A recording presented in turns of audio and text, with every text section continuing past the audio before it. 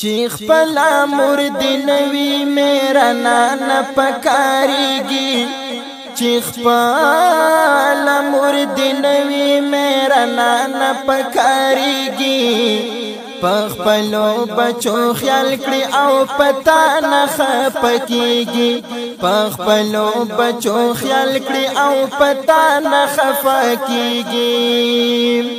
چې مور تر الله واخل شي یتیم په دنیا گئی کی نور کا خوشاله شي دا یتیم په زندګۍ کی نور کا خوشاله شي دا یتیم په زندګۍ کی وړو کې دی بیا مړ شي چې د مور نه پاتې کیږي وړو کې دی بیا مړ شي چې د مور نه پاتې کیږي پخپلو بچو خیال کړي او پتا نه خپکیږي پخپلو بچو خیال کړي او پتا نه خپکیږي چې خپل مرد نوی میرا نانا پکاریږي